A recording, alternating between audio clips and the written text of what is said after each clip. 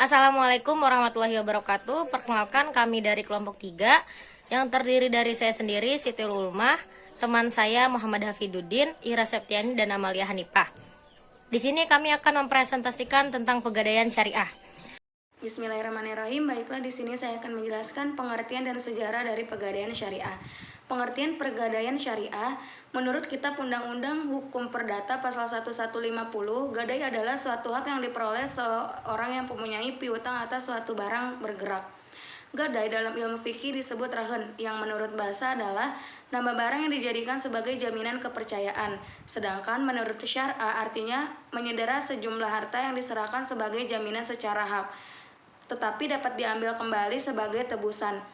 Menurut Ahmad Azharbas, rahan berarti tetap berlangsung dan sesuatu barang sebagaimana tanggungan utang. Sejarah Pegadaian Syariah.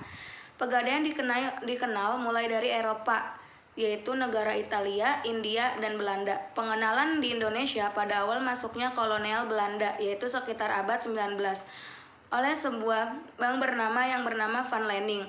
Bank tersebut memberi jasa pinjaman dana dengan syarat penyerahan bahan bergerak, sehingga bank ini pada hakikatnya telah memberikan jasa pegadaian. Pada awal abad 20-an, pemerintahan Hindia Belanda berusaha mengambil alih usaha pegadaian dan memonopolinya dengan cara pengeluaran saat abad nomor 131 tahun 1901. Selanjutnya, pegadaian milik pemerintah tetap diberi fasilitas monopoli atas kegiatan pegadaian di Indonesia. Dinas Pegadaian mengalami beberapa kali bentuk badan hukum sehingga akhirnya pada tahun 1990 menjadi perusahaan umum. Pada tahun 1960, Dinas Pegadaian berubah menjadi perusahaan negara atau PN Pepatuan. Pada tahun 1969, perusahaan negara Pegadaian diubah menjadi perusahaan negara jawatan atau penjan pegadaian, dan pada tahun 1990 menjadi perusahaan umum atau perum. Pegadaian melakukan peraturan pemerintah nomor 10 tahun 1990 tanggal 10 April 1990 pula. Di sini saya Ira Septiani akan melanjutkan penjelasan tentang landasan hukum. Landasan hukum Pegadaian Syariah yang pertama Al-Quran. Di surah Al-Baqarah ayat 283, jika kamu dalam perjalanan dan kamu melaksanakan muamalah tidak secara tunai, sedang kamu tidak memperoleh seorang penulis, maka hendaklah ada barang tanggungan yang dapat dijadikan sebagai pegangan oleh yang mengutangkan. Tetapi jika sebagian kamu mempercayai sebagian yang lain, maka hendaklah yang dipercaya itu menunaikan amanat utangnya, dan hendaknya ia bertakwa kepada Allah Subhanahu wa taala.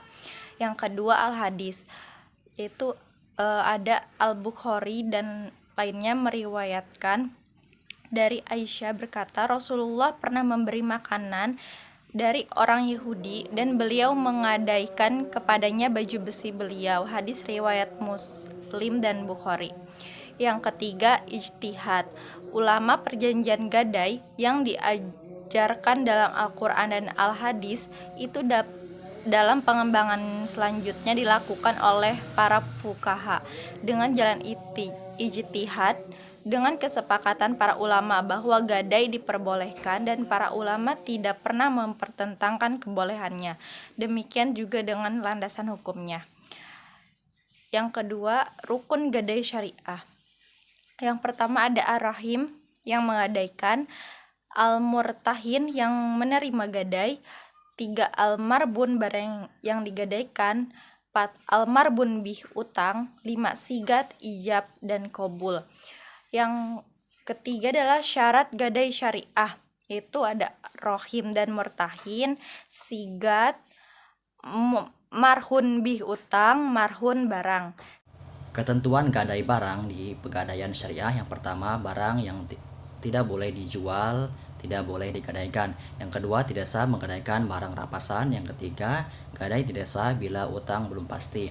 Yang keempat, disyaratkan agar utang piutang gadai diketahui oleh pihak kedua. Yang kelima, menerima barang gadai oleh Pegadaian adalah salah satu rukun akad atas tetapnya gadaian. Akad perjanjian dalam pegadaian syariah ada 3. Yang pertama, akad al-kandal hasan. Akad ini dilakukan pada kasus nasabah yang menggadaikan barangnya untuk keperluan konsumtif. Yang kedua, akad al-mudharabah. Akad ini dilakukan untuk nasabah yang menggadaikan jaminannya untuk menambah modal usaha berupa pembiayaan investasi dan modal kerja. Yang ketiga, akad bai al-muqayyadah. Untuk sementara akad ini dapat dilakukan jika rahir yang menginginkan menggadaikan barangnya untuk keperluan produktif. Aspek pendirian dalam pegadaian syariah. Yang pertama, aspek legalitas. Peraturan Pemerintah Nomor 10 Tahun 1990 tentang berdirinya lembaga gadai yang berubah dari bentuk perusahaan jawatan pegadaian menjadi perusahaan umum. Yang kedua, aspek permodalan. Permodalan gadai syariah bisa diperoleh dengan sistem bagi hasil, seperti mengumpulkan dana dari beberapa orang atau musyarakah, atau dengan mencari sumber dana sohibul mal seperti bank atau perorangan untuk mengelola perusahaan gadai syariah atau mudharabah. Yang ketiga, aspek sumber daya manusia. Sumber daya manusia selain mampu menangani masalah taksiran barang gadai, penentuan instrumen pembagian rugi laba atau jual beli, menangani masalah-masalah yang dihadapi nasabah yang berhubungan dengan penggunaan uang gadai, juga berperan aktif dalam syiar Islam di mana pegadaian itu berada. Yang keempat, aspek kelembagaan. Sifat kelembagaan mempengaruhi keaktifan sebuah perusahaan gadai dapat bertahan. Sebagai lembaga yang relatif belum banyak dikenal masyarakat, pegadaian syariah perlu mensosialisasikan posisinya sebagai lembaga yang berbeda dengan gadai konvensional. Yang kelima, aspek sistem dan prosedur. Sistem dan prosedur gadai syariah harus sesuai dengan prinsip-prinsip syariah, di mana keberadaannya menekankan akan pentingnya gadai syariah. Yang keenam, aspek pengawasan. Untuk menjaga jangan sampai gadai syariah menyalahi prinsip syariah, maka gadai syariah harus diawasi oleh Dewan Pengawas Syariah. Baiklah, penjelasan yang selanjutnya akan dijelaskan oleh saya sendiri, yaitu tentang perbedaan dan persamaan gadai syariah dan konvensional. Nah, perbedaannya yaitu ada rahan dalam hukum Islam dilakukan secara sukarela atas dasar tolong-menolong. Yang kedua yaitu ada dalam hukum perdata hak gadai hanya berlaku pada benda yang bergerak, sedangkan dalam hukum Islam berlaku pada seluruh benda baik yang bergerak maupun yang tidak bergerak. Yang selanjutnya yaitu ada dalam rahan tidak ada istilah bunga. Gadai menurut hukum perdata dilaksanakan melalui suatu lembaga di Indonesia yang disebut Perum Pegadaian. Nah, persamaannya yaitu hak gadai atas pinjaman uang, adanya tanggungan sebagai jaminan utang, tidak boleh mengambil manfaat, barang yang digadaikan, biaya barang yang digadaikan ditanggung oleh para pemberi gadai. Apabila batas waktu pinjaman uang habis, barang yang digadaikan boleh dijual atau dilelang. Nah, ada kendala-kendala dari pegadaian syariah, yaitu pegadaian syariah memiliki kendala dalam sistem keuangan untuk mensosialisasikan syariahnya. Yang selanjutnya yaitu masyarakat kecil, masyarakat yang dominan menggunakan jasa pegadaian kurang familiar. Yang selanjutnya yaitu kebijakan pemerintah tentang gadai syariah belum sepenuhnya akomodatif terhadap keberadaan pegadaian syariah. Nah, pegadaian syariah kurang populer. Image yang ada orang yang berhubungan dengan pegadaian adalah mereka yang meminjam dana dengan jaminan suatu barang sehingga terkesan miskin atau tidak mampu secara ekonomi. Nah, selanjutnya ada strategi-strategi di dalam pegadaian syariah, yaitu yang pertama perlu kerjasama dari berbagai pihak untuk membentuk langkah-langkah dalam pembentukan lembaga pegadaian syariah yang lebih baik. Masyarakat akan lebih memilih pegadaian dibanding bank di saat mereka membutuhkan dana, karena untuk mendapatkan dana relatif lebih mudah. Yang terakhir yaitu pegadaian syariah bukan sebagai pesaing yang mengakibatkan kerugian bagi lembaga keuangan syariah lainnya, dan bukan menjadi berdirinya pegadaian syariah. Nah, cukup sekian presentasi dari kami, kurang lebihnya mohon maaf. Terima kasih. Wassalamualaikum warahmatullahi wabarakatuh.